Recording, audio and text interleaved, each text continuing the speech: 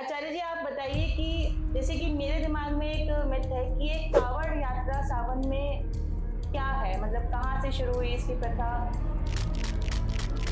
कैसे इसको लोग गंगा जल लेके आते हैं और शिव जी पे अर्पित करते हैं।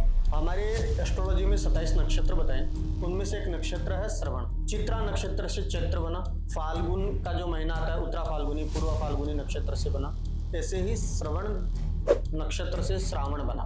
बट गुरुजी, ये तो मोस्टली लोग ओम नमः शिवाय का ही जप करते ओम नमः शिवाय, ओम नमः शिवाय। हैं। आप किसी भी मंदिर में चले जाइए, कुछ कर लीजिए, जब किसी भी मंत्र के आगे ओम लग जाता है ना तो वैदिक कहलाता है मंत्र। तो वैदिक मंत्रों का अधिकारी हर कोई नहीं है, उसके नियम बहुत क्लिष्ट हैं, बहुत कठिन है। सबसे पहले आप यज्ञोपवीतधारी होने चाहिए, सात्विक होने चाहिए, लहसुन प्याज आदि आपको नहीं खाना। तो बहुत से नियम होते हैं वेद मंत्र जब करने के। तो शिवलिंग का कोई ऐसा है कि क्योंकि इसमें भी एक ही कितना, अगर कोई शिवलिंग रख रहा है तो हाँ, किस धातु का होना चाहिए, कितना बड़ा होना चाहिए। वो भी मैं बताऊँ। कोई भी शिवलिंग रखते हो चीनी मिट्टी की नहीं होनी चाहिए जो नीचे से खोखली हो। इसकी वजह ये है कि यदि आप खोखली मूर्ति रख, भूत प्रेत आदि नेगेटिव एनर्जी उस मूर्ति के अंदर चले जाते हैं जब वो खोखली होती है। जो भी आप प्रसाद भोग दिया धूप कर रहे हो तो वो भगवान को नहीं लगता, वो सीधा सीधा पितरों प्रेतों को लगता है। प्रेतों की एंटिटी ज्यादा हाई हो जाती है। अच्छा गुरुजी, ये जो शिवलिंग का आकार है, तो ये शिवलिंग का आकार के बारे में थोड़ा सा आप बताइए। ये मंदबुद्धि लोग हैं और ये जो प्रचलन चला था ये मुगल शासन आने के बाद में हुआ कि कई पुस्तकें हैं जो आजकल सोशल मीडिया पे देखता हूँ, वो पुस्तकों में लिखा हुआ है। ये शिव अपना गुप्तांग हाथ में लेके चल रहे हैं। जैसे शिव पुराण में, एक्चुअल में शिव पुराण में जो लिखा है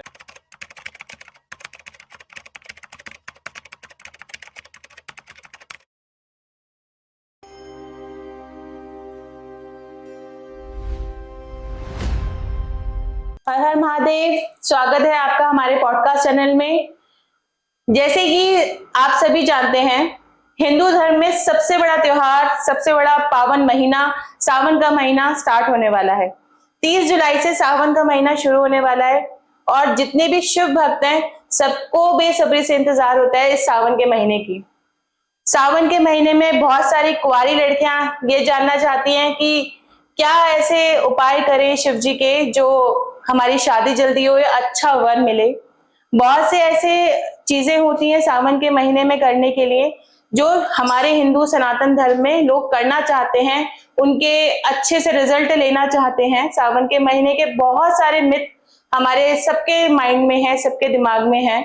तो सावन के महीने में ऐसी क्या चीजें करनी चाहिए, किन चीजों की सावधानी रखनी चाहिए, ये आज हम इस पॉडकास्ट में जानेंगे। आज हमारे साथ मौजूद हैं बहुत बड़े एस्ट्रोलॉजर जिन्होंने शिव जी के ऊपर बहुत सारी साधनाएं करी हैं और करवाई हैं।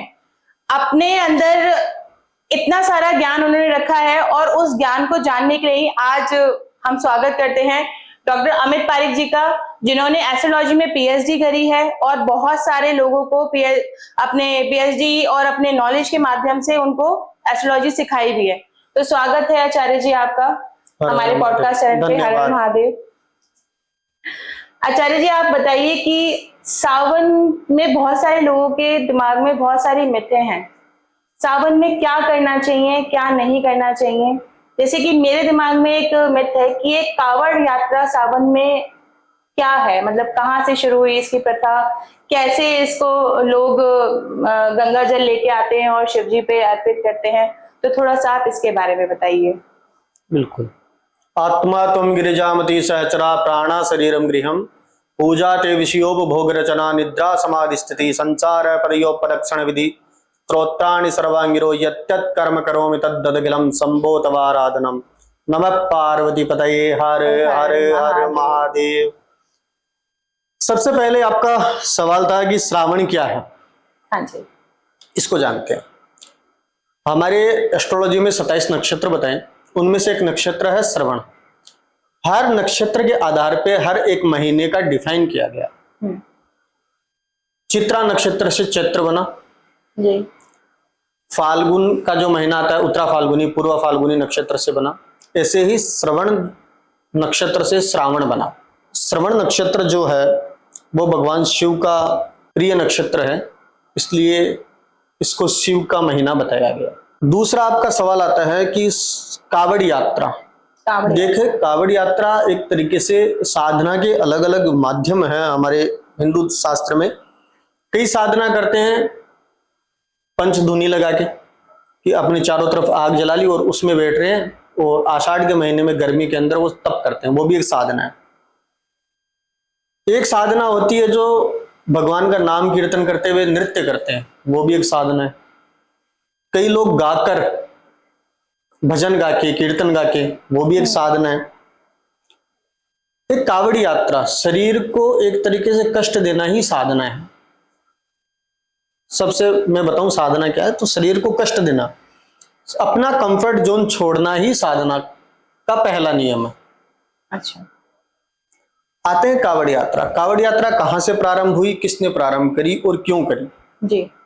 सबसे पहला जो कावड़ यात्रा प्रारंभ करी थी, सुन करके सबको अचंभित लगेगा और पहली बार सुन रहे हो आप। सबसे पहली कावड़ यात्रा रावण ने स्टार्ट करी थी। तो ये कावड़ यात्रा इतनी पुरानी है। बात आती है कि शिव का अनन्य भक्त में से जो नाम लिया जाता है वो सबसे पहले रावण का लिया जाता है। रावण शिव पुराण का अध्ययन कर रहा था, तो उसमें पढ़ रहा था कि जब समुद्र मंथन हुआ तो समुद्र मंथन के दौरान सृष्टि को बचाने के लिए, देवताओं को बचाने के लिए हलाहल विष भगवान शिव ने अपने गले में धारण किया। जी। गले तक ही उस विष को रखा, अंदर निगला भी नहीं। अब इसके भी अंदर एक बात निकल के आती है कि शिव ने गले पर ही इस विष को धारण क्यों किया, उसको निगला क्यों नहीं? विष को गले पर रखा तो उनका गला एकदम उस विष के कारण नीला हो गया। इसके कारण वो नीलकंठ भी हुए। हाँ जी, नीलकंठ भी बोलते हैं शिव जी को। तो बोले नीलकंठ महादेव की जय। इसलिए विष नीचे नहीं उतारा क्योंकि शिव भी समाधि में रहते हैं। जी। अधिकतर आपने फोटोज में देखा होगा, सीरियल टीवी में देखा होगा, महादेव कैलाश पर्वत पर आंखें बंद करके बैठे रहते हैं। बिल्कुल। किसका जप करते हैं, किसका ध्यान करते हैं, उन्हें किसकी साधना करने की जरूरत है? वो मन में सिर्फ एक ही महामंत्र जपते हैं, राम राम। उनके हृदय में राम निवास है। राम, और राम जी के हृदय में भगवान शिव का निवास है। तो इसीलिए इन्हें रामेश्वर भी बोला जाता है।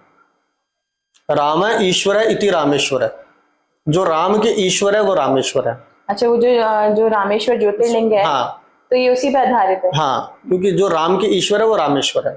ओके। और संस्कृत व्याकरण की दृष्टि से यदि हम इसे और देखें तो शिव ईश्वर है इति राम है, इति रामेश्वर है, और जो शिव के ईश्वर है वो राम है। तो दोनों एक दूसरे को अपने ईश्वर मानते हैं, इष्ट मानते हैं। तो जब विष पी रहे थे तो मन में आया कि मेरे तो हृदय में राम बसते हैं, और यदि मैंने ये विष को नीचे निगल लिया तो मेरे राम को तकलीफ ना हो जाए। तो इसलिए उस विष को कंठ तक ही धारण करके रखा, आगे निगला नहीं।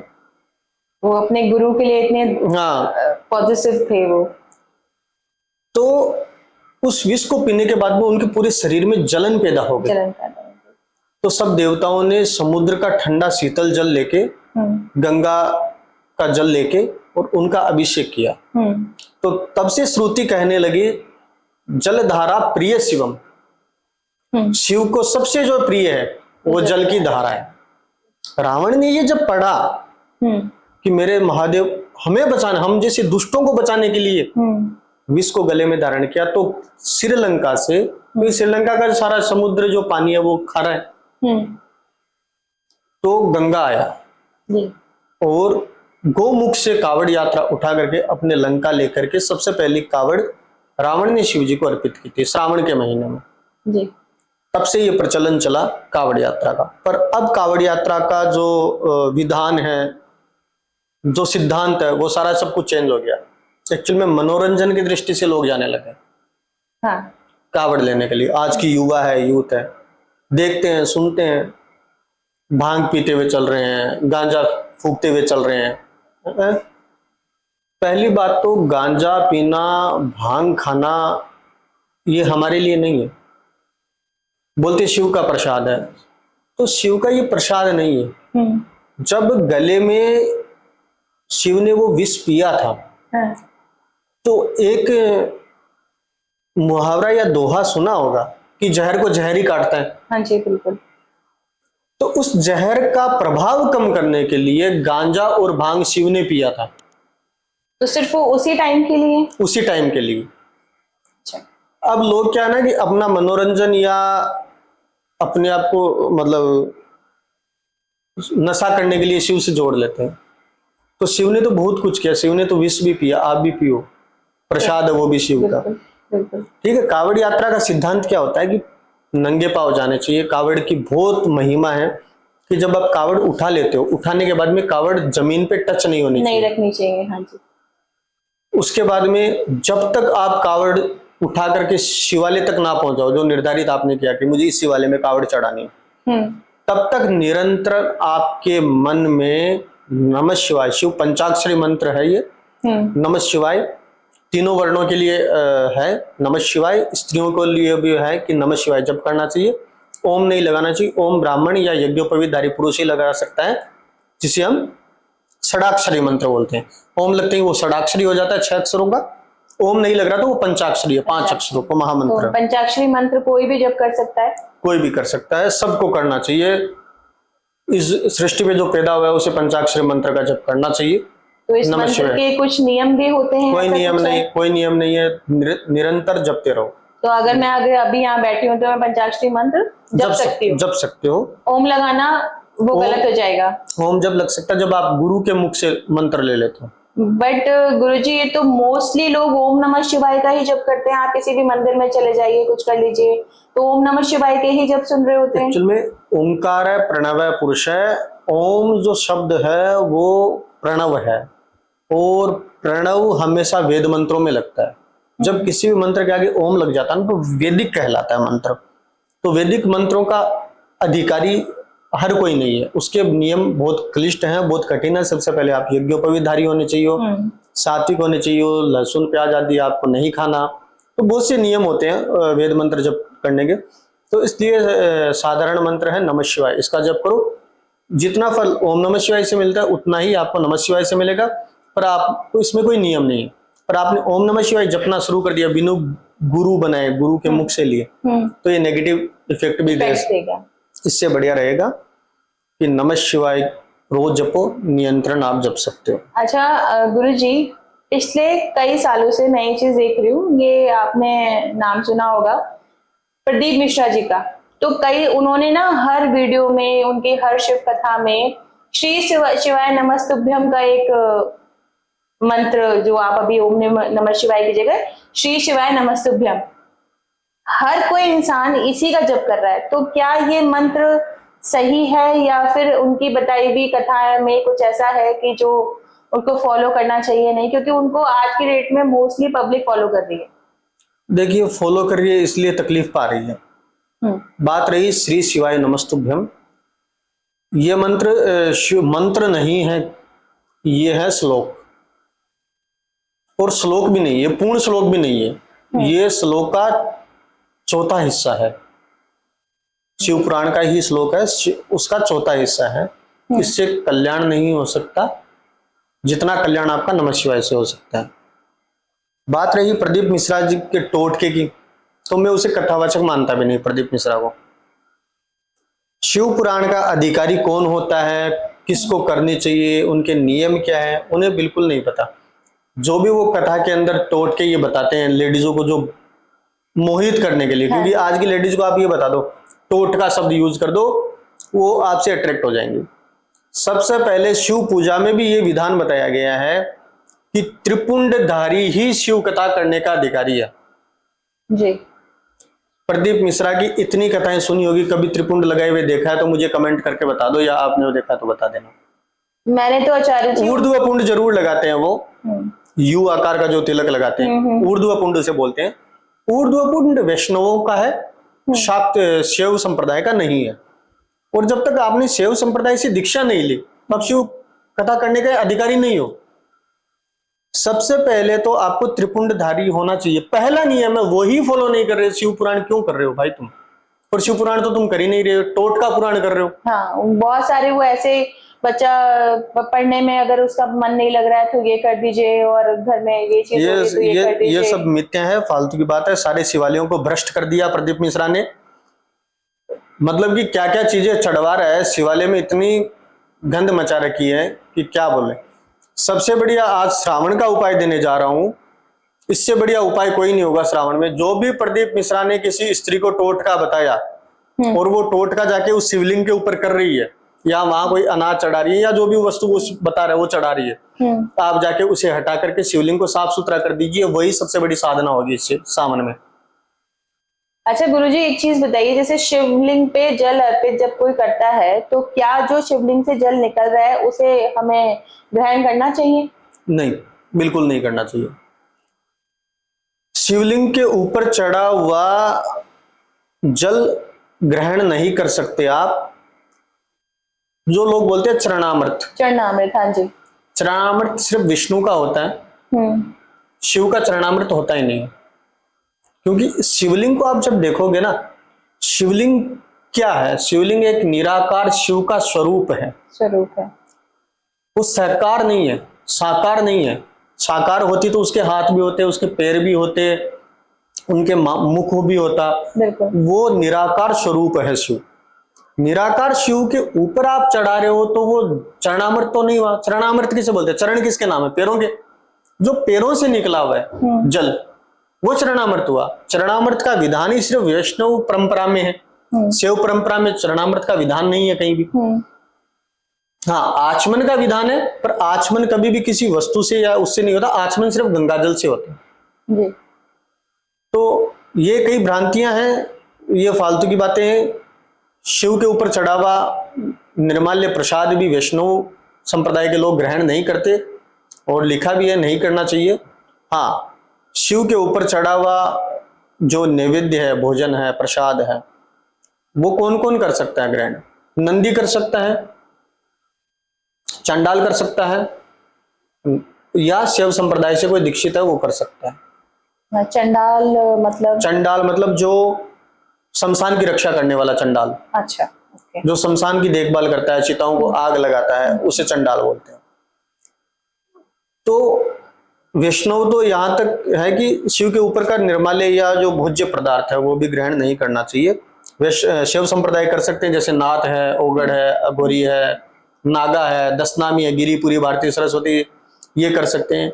या कोई भी शिव संप्रदाय से आपने दीक्षा ले रखी है तो आप प्रसाद ग्रहण कर सकते हो। वैष्णव को नहीं करना चाहिए। अच्छा गुरुजी, ये जो शिवलिंग का आकार है, बहुत सारे लोगों के मुंह से कुछ कुछ सुनने को मिलता है, तो ये शिवलिंग का आकार के बारे में थोड़ा सा आप बताइए। ये मंदबुद्धि लोग हैं, और ये जो प्रचलन चला था ये मुगल शासन आने के बाद में हुआ कि कई पुस्तकें हैं जो आजकल सोशल मीडिया पे देखता हूँ, देखो पुस्तकों में लिखा हुआ है ये शिव अपना गुप्तांग हाथ में लेके चल रहे हैं। शिव पुराण में हाँ, इस तरह की बहुत सी चीजें सुनने को मिलती हैं। एक्चुअल में शिव पुराण में जो लिखा है वो ओरिजिनल रहा ही नहीं। जैसे कि मनुस्मृति में भी कई भ्रांतियां पैदा कर दी मुगल आने के बाद। मुगलों ने क्या देखा कि भारत के पास, भारत को सोने की चिड़िया बोलते थे। हाँ जी, बोलते हैं। तो सोने की चिड़िया भारत कभी पैसे में नहीं था। सोने की चिड़िया भारत ज्ञान में था, हमारी संस्कृति में था। हम जमीन से जुड़े हुए थे, हम हमारे कल्चर से जुड़े हुए थे। अंग्रेजों ने और मुगलों ने ये सोचा जब तक इनको इनके कल्चर से दूर नहीं करेंगे तब तक ये विभाजित नहीं हो सकते, ये खंडित नहीं हो सकते। तो सबसे पहले उन्होंने हमारी संस्कृति के ऊपर प्रहार किया। बिल्कुल। कई दल्ले पंडित, जो दोगले पंडित थे, उनको पकड़ा गया और संस्कृत के जो श्लोक थे उनका अर्थ का अनर्थ करवा दिया। शिवलिंग का असली मतलब क्या होता है? लिंग मतलब होता है जेंडर। जेंडर, हाँ जी। जैसे कि कई हिंदी फॉर्म भरते हो आप, हाँ जी, तो उसमें नाम लिखा होता है, ऊपर नाम लिखो, हाँ, जाति, लिंग, स्त्रीलिंग पुल्लिंग, ठीक है, लिंग लिखो, आप स्त्री हो या पुरुष हो। हाँ बिल्कुल। जेंडर होता है। लिंग का एक मतलब होता है चिन्ह। चिन्ह जैसे स्त्रीलिंग हो गया, पुल्लिंग हो गया, नपुंसक लिंग हो गया, या चिन्ह हो गया, या प्रतीक हो गया। तो ये शिवलिंग शिव का प्रतीक है, शिव का चिन्ह है। ये लिंग का मतलब गुप्तांग नहीं होना। अब इंग्लिश में जब फॉर्म भरते हो तो उसमें लिखा होता है सेक्स, तो उसमें कई लोग लिखते हैं मेल और फीमेल। फीमेल, हाँ जी। तो उसको गलत क्यों नहीं पकड़ रहे? क्योंकि वो अंग्रेजों ने दिया, अंग्रेजों की चीजें दी हुई हम उन्हें सत्य मान रहे हैं, सत्य मान रहे हैं। पर हमें जो संस्कृति ने जो दिया उसे हम गलत मान रहे। क्यों? क्योंकि ये खंडन हमारा मुगल काल और जो अंग्रेज लोग आए उसके बाद में ये सब हुआ। ऐसा कुछ नहीं है। शिवलिंग एक तरीके से शिव का प्रतिरूप है, चिन्ह है, शिव का निराकार स्वरूप है। और जिस आकृति की आपकी शिवलिंग है होती है, हमारा ब्रेन के अंदर भी शिवलिंग आकृति ही है। अच्छा, हमारे ब्रेन में भी शिव आकृति ही है। इसीलिए मैं लोगों को एक उपाय भी देता हूं कि कई लोग डिप्रेशन में रहते हैं, एंजाइटी में रहते हैं, बोलते हैं कि सुसाइड वाले थॉट्स आ रहे हैं। हाँ जी। कई लोग बोलते हैं कि हमें सुसाइड करने का मन हो रहा है, बहुत परेशान हो गए। उन लोगों को एक रेमेडी बताता हूँ, बहुत उसमें एक चवन्नी का खर्चा नहीं होता। सिर्फ और सिर्फ आपको कुछ नहीं करना, शिवालय में जाके बैठ जाओ। ना कोई मंत्र जप करना, ना कोई पूजन करना, ना कोई ध्यान करना, ना योग करना, कुछ भी नहीं करना। शिवलिंग के समक्ष जाके बैठ जाओ, क्योंकि आपका ब्रेन और शिवलिंग की एनर्जी एक होके आपको पॉजिटिव सिग्नल देगी वो। अच्छा, मतलब कनेक्ट हो जाता है, कनेक्ट हो जाता है आदमी। तो सुसाइडल थॉट से भी वो बच सकता है, सुसाइड करने से बच सकता है। कई ऐसे बच्चे हैं जिनके साथ में गलत बर्ताव होता है, हाँ, या एग्जाम में नंबर कम आने के कारण, हाँ, या किसी भी ट्रॉमा के कारण ऐसे थॉट्स आते हैं, तो उन बच्चों को शिवालय भेजना प्रारंभ करिए। मुश्किल से 1 महीने में आप रिजल्ट देख सकते तो हैं। ऐसा कोई निर्धारित समय कि इसी समय भेजना है, इतने देर कभी के भी लिए जाओ, भेजना है? कभी भी जाओ, कितनी देर के लिए जाओ, मिनिमम 5-10 मिनट तो बैठ के आओ। और कुछ नहीं करना, ना मोबाइल नहीं चलाना, शांत होकर शिवलिंग के एकदम बराबर समक्ष जाके बैठ जाओ आप। हाँ। सबसे बढ़िया यही है। अच्छा, जैसे अभी हमने शिवलिंग के आकार की बात करी, तो इस तरह की भ्रांतियां भी हैं कि स्त्रियां उनको हाथ नहीं लगा सकती हैं, तो ऐसा भी कुछ है कि स्त्रियों के हाथ लगाने के कुछ वर्जित है? ऐसा कोई वर्जित नहीं है, आराम से आप स्पर्श कर सकते हो। कोई हर स्त्री स्पर्श कर सकती है। शिव क्या है? परम पिता, परमेश्वर, परमेश्वर। हमने क्या बोला इन्हें? पिता। पिता।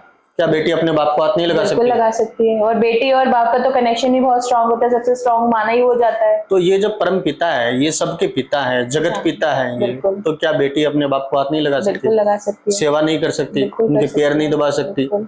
तो उस तरीके से आप शिवलिंग को स्पर्श कर सकते हो। हाँ, ज्योतिर्लिंग का स्पर्श नहीं करना चाहिए, ना तो स्त्रियों को भी नहीं करना चाहिए और पुरुषों को भी नहीं करना चाहिए। तो कई ज्योतिर्लिंग है जहां बंद है स्पर्श दर्शन, जैसे उज्जैन महाकाल में पहले स्पर्श दर्शन होते थे, बंद कर दिया, समझदार हो गए। रामेश्वर है, स्पर्श दर्शन बंद है। कई ज्योतिर्लिंग वहां के स्पर्श दर्शन बंद है, और करने भी नहीं चाहिए, क्योंकि एक मर्यादा होती है। उसका नाम होता है जहां शिवलिंग वो स्थापित होती है, उसे बोलते हैं हम गर्भगृह। गर्भगृह। उसके अधिकार सिर्फ और सिर्फ पुजारियों को होता है। नियम होता है, अवस्थाएं देखी जाती है, शुद्ध अवस्था है, अशुद्ध अवस्था है।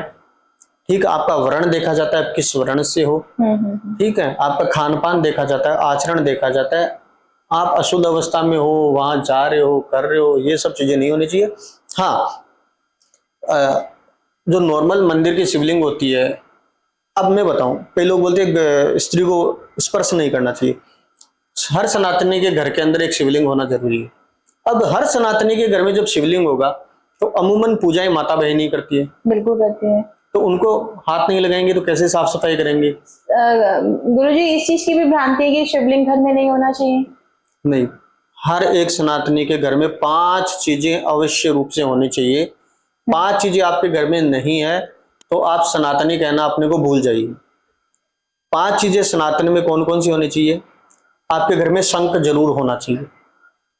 शंख? तो शंख भी किस प्रकार का शंख होना चाहिए? जो बजने वाला शंख होता है, या दक्षिणावर्ती शंख हो सकता है, या वामवर्ती शंख हो सकता है। दोनों में से एक शंख होना चाहिए।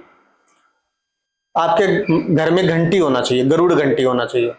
गरुड़ घंटी? जो ऐसे बजाते हैं, गरुड़ घंटी आपके घर में होनी चाहिए। शिवलिंग आपके घर में होना चाहिए। तो शिवलिंग का कोई ऐसा है कि, क्योंकि इसमें भी है कि कितना, अगर कोई शिवलिंग रख रहा है तो किस धातु का होना चाहिए, कितना बड़ा होना चाहिए? वो भी मैं बताऊंगा। शिवलिंग होना चाहिए 3 नंबर। 4 नंबर, आपके घर में तुलसी होनी चाहिए। हाँ तुलसी बिल्कुल।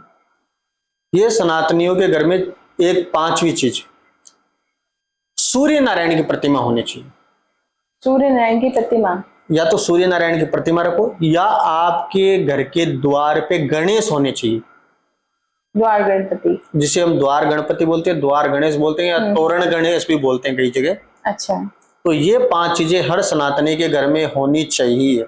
अब बात करते हैं कौन सी शिवलिंग गृहस्थियों के लिए शुभ है। कोई भी शिवलिंग रखते हो, चीनी मिट्टी की नहीं होनी चाहिए जो नीचे से खोखली हो। अच्छा, मतलब सॉलिड होनी चाहिए। सॉलिड होनी चाहिए, ठोस होनी चाहिए। हाँ, हालांकि खोखली मूर्तियां कोई सी भी घर में नहीं होनी चाहिए, शिवलिंग नहीं, कोई भी मूर्ति खोखली नहीं होनी चाहिए। ठीक है, इसकी वजह भी बताइएगा। इसकी वजह यह है कि यदि आप खोखली मूर्ति रखते हो उसमें प्राण प्रतिष्ठा नहीं हो सकती पहले तो खोखली मूर्तियों की, क्योंकि प्राण कहाँ रहेंगे। हाँ जी। तो उसके अंदर नेगेटिव एनर्जी चली जाती है, भूत प्रेत आदि नेगेटिव एनर्जी उस मूर्ति के अंदर चले जाते हैं जब खोखली होती है। जो भी आप प्रसाद भोग दिया धूप कर रहे हो तो वो भगवान को नहीं लगता, वो सीधा सीधा पितरों प्रेतों को लगता है, और आपके घर में प्रेतों की एंटिटी ज्यादा हाई हो जाती है, भगवान से ज्यादा हाई प्रेतों की हो जाती है। आप प्रेतों को रोज भोग दे रहे हो। मतलब अगर हम उनको मतलब हम तो अपने आराध्य को भोग लगा रहे हैं, लेकिन वो उनको ना लगकर प्रेतों को लग जाती है। प्रेतों को लग जाती है। अच्छा, अगर खोखली मूर्ति रखते हैं तो दूसरी, शिवलिंग की आकृति हमेशा जो साइज होती है निर्धारित है, अंगुष्ठ मात्रेण है शिवलिंगो।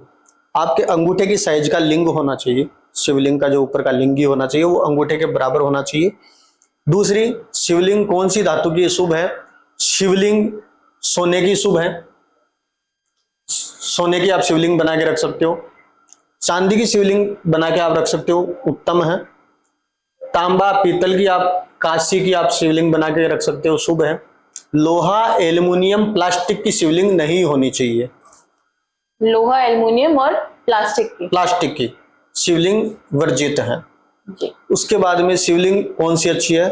शिवलिंग सबसे बढ़िया जो रहती है गृहस्थियों के लिए, नर्मदेश्वर शिवलिंग रखो आप। नर्मदेश्वर, जो नर्मदा नदी से जो पत्थर निकलता है उस पत्थर की बनी हुई नर्मदा नदी का शिवलिंग रखो। इसके पीछे भी एक आती है कि व्रतासुर नाम का एक राक्षस था जिन्होंने 1.25 करोड़ शिवलिंग बना करके पूजन किया, उन्हें अभिमंत्रित किया, फिर विसर्जन कर दिया नर्मदा नदी में। उस नर्मदा से जो पत्थर निकलता है वो अभिमंत्रित ही निकलता है। बोलते हैं नर्मदा कंकर में भी शंकर है। तो वहां का नर्मदा नदी का जो पत्थर है उसमें शंकर है सब में। तो नर्मदेश्वर शिवलिंग इसलिए बताता हूं कि उसकी ज्यादा आप यदि विधि विधान भी नहीं जानते तो कुछ नहीं, आप उस पर रोज जल अर्पित करो, चंदन लगाओ, दिया धूप करो जी। उसके बाद में नर्मदेश्वर शिवलिंग आपको शुभ माना गया है, उसको रख सकते हो।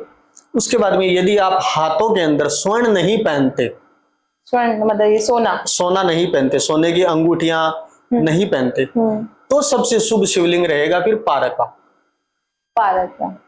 पारा या पारदेश्वर शिवलिंग। तो महादेव वहां प्रकट हुए। अब चोर घबरा गया कि भाई मैं शिव जी का अपमान कर दिया इसलिए प्रकट हो गए। और पर शिव जी ने बोला कि तू वरदान मांग। चोर भी घबरा गया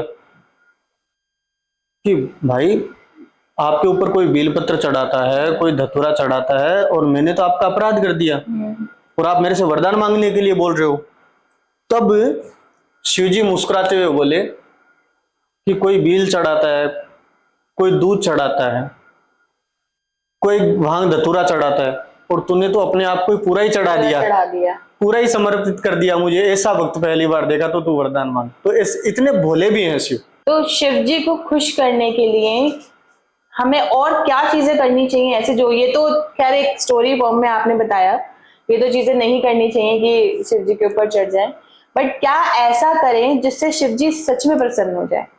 शिव जी को प्रसन्न करने के लिए सबसे बढ़िया है नमः शिवाय का जप। पूरे सावन 30 दिन तक कंटिन्यू रखो। 4 सोमवार आ रहे हैं, इनको व्रत करो। और यदि जीवन में गुरु नहीं है तो शिव को गुरु भी बना सकते हो। तो वो शिव जी को गुरु कैसे बना सकते हैं, मतलब श्रावण का जो लास्ट दिन है उस दिन को रक्षाबंधन भी बोलते हैं। हाँ जी बिल्कुल।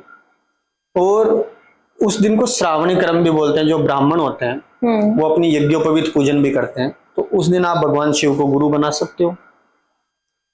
मन में संकल्प करना है कि मेरा कोई गुरु नहीं है महादेव, जब तक मुझे साकार स्वरूप में आपकी कृपा से गुरु नहीं प्राप्त होता तब तक आप ही मेरा मार्गदर्शन करो और मुझे जल्द से जल्द मेरे योग्य गुरु से मिलवाने की कृपा करो। देखो महादेव गुरु हैं, पर एक साकार गुरु भी जरूरी है जो आपको एक प्रैक्टिकली चीजें करके सिखा सके और दिखा सके, मार्गदर्शन आपको दे सके। शिव जी को सबसे बढ़िया तो प्रिय है जल धारा प्रिय शिवम। शिव जी को जल की धारा सबसे प्रिय है और शिव को जो सबसे प्रिय है वो बिल्व पत्र। आपके पास कुछ भी नहीं हो ना, देखो गीता में भी भगवान कृष्ण ने बहुत सुंदर लिखा। किसी ने अर्जुन ने पूछा कि आपको भगवान को प्रसन्न करने के लिए क्या करें, तो उन्होंने लिखा श्लोक में, गीता में लिखा है कि पत्र पुष्पम फलम तोयम। वहां कृष्ण भगवान बोल रहे हैं कि आप एक पत्र चढ़ा दो तो भी मैं खुश हूं। अब वहां क्या शब्द आया कि पत्रम। पत्रम शब्द एक वचन है, वहां चाहते तो ये भी बोल सकते थे पत्राणी, मतलब बहुत सारे। आप एक पत्ता से भी मैं प्रसन्न हो जाऊंगा, पर भाव होना चाहिए। पत्रम पुष्पम, वहां पुष्प यानी एक, पुष्प शब्द है वो एक वचन है, हाँ। पुष्पाणी होता तो वो बहुवचन हो जाता, मुझे बहुत सारे पुष्प चढ़ाओ, वो भी नहीं है। तो तोयम होता है जल, आप मुझे कुछ नहीं तो एक हैंडपंप से लोटा भरो वो चढ़ा दो, मैं खुश हूं। भाव होना चाहिए। तो शिव को आप सबसे पहले जल अर्पित करो। एक साधारण विधि बता देता हूं, यदि आप के अंदर जो कथा सुनाई थी उस की तरह आपके अंदर कार्पण्य दोष नहीं है, सामर्थ्यवान हो, तो उस हिसाब से मैं बता देता हूं क्या पूजा कैसे करनी चाहिए। सबसे पहले शिवलिंग के सामने बैठ करके कोई भी आपको शिव जी का श्लोक आता है, चाहे कोई भी, उसको पढ़ो हाथ में पुष्प लेकर के। नहीं आता, प्रपूर घोरम करुणावतारम संसार सारम भुजगेंद्रहारम सदा वसंतम हृदयार विंदे भवम भवानी सहितम नमामि। ये मंत्र पढ़ के भगवान शिव को पुष्प अर्पित कर दो और बोल दो कि हे भगवान आप मेरे घर में विराजो, मैं आपको पुष्प का आसन दे रहा हूं। पहला पुष्प इसलिए चढ़ाते हैं कि हम पुष्पों का आसन दे रहे हैं। उसके बाद में जब भगवान आपके घर में आ गए, आसन ग्रहण कर लिया, अपने घर में गेस्ट आता तो हम उन्हें क्या बोलते हैं, सबसे पहले सोफा पे बैठने के बाद में हम क्या बोलते हैं उन्हें, जाइए फ्रेश हो गया, जाइए हाथ पैर धो लीजिए, है ना। तो भगवान का सबसे पहले हमें क्या करना है, पैर धुलवाना है। तो पैर धुलाने की भावना से जल चढ़ाओ, उसे हम बोलते हैं पाद्यम समर्पयामि। फिर अर्घ्यम, फिर अर्घ दो, फिर मुख्य आचमनियम, हाथ पैर धो के आ जाते, फिर हम क्या करते हैं, पानी पिलाते हैं। तो आप पानी पियो महादेव, पानी पी लिया। उसके बाद में सर्वांग जल स्नानम, उसके बाद में सारा सर्वांग जल मतलब जल से स्नान करा दिया। अब उसके बाद में मधुपर्क अर्पित करना है हमें। मधुपर्क किसे बोलते हैं, शहद, दही, शहद और घी का बराबर मिश्रण, इसे मधुपर्क बोलते हैं। अब मधुपर्क शब्द देखो कितना सुंदर है, मधु और इसके आगे स लगा दो सिर्फ आप, मधु और पर्क के आगे स लगा दो, मधुर संपर्क। भगवान से मिलने का ये मधुर संपर्क का संपर्क है ये मधुपर्क। पर्क के आगे स लगा दो ना, तो ये मधुर संपर्क हो गए। मधुपर्क क्या है, मधुपर्क एक तरीके से वैदिक काल की एनर्जी ड्रिंक थी। आज कोई आते हैं तो हम रेड बुल या कोको कोला थम्स अप देते हैं, हाँ जी। तो ये भगवान की एनर्जी ड्रिंक है। यदि कोई रिफ्रेशमेंट हो जाता है मधुपर्क देने से। चाहो तो आप सब भी मधुपर्क का प्राशन यानी चाटना होता है, है ना, तो आप चाट सकते हो मधुपर्क को। तो वो भगवान को अर्पित होता है मधुपर्क। उसके बाद में भगवान को जल, सबसे पहले दूध से स्नान कराओ, फिर शुद्ध जल से, फिर दही से, फिर शुद्ध जल से, फिर घी से, फिर शुद्ध जल से, फिर शहद से, फिर शुद्ध जल से, फिर चीनी से, फिर शुद्ध जल से, फिर इन सब पांचों को मिला दो, दूध, दही, घी, शहद, चीनी को। ये पंचामृत बन गया आपका। इनसे स्नान करो, फिर शुद्ध जल से, फिर गंगा जल से। उसके बाद में महादेव को त्रिपुंड लगाओ अच्छे से, बढ़िया एकदम चकाचक, पूरा चंदन वंदन लगाओ। अक्षत है वो धोकर चढ़ाना चाहिए शिव को हमेशा।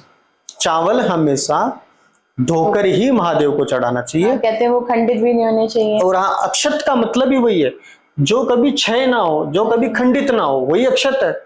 तो साबुत चावल हो, उनको धो करके आपको चढ़ाना है। और धोकर साबुत चावल क्यों चढ़ाए जाते हैं, इसका भी मैं बताता हूँ, क्यों चावल धो के ही चढ़ाने चाहिए। मैंने आपको क्या बताया प्रारंभ में कि शिवलिंग को स्पर्श करते हैं तो ये सब उतार देना चाहिए, क्योंकि भगवान को चुभ ना जाए। चावल भी थोड़ा कठोर है, तो चुभ ना जाए, इसलिए वो सॉफ्ट हो जाते हैं पानी से धोने से। ठीक है, तो भगवान के कोमल शरीर पे वो ठंडक प्रदान करते हैं। तो धोकर चावल चढ़ाओ। उसके बाद में बिल्व पत्र है, 3 पत्तों का बिल्व पत्र होता है, उस पे तीनों पे चंदन लगाओ, या राम लिखो या ओम लिखो।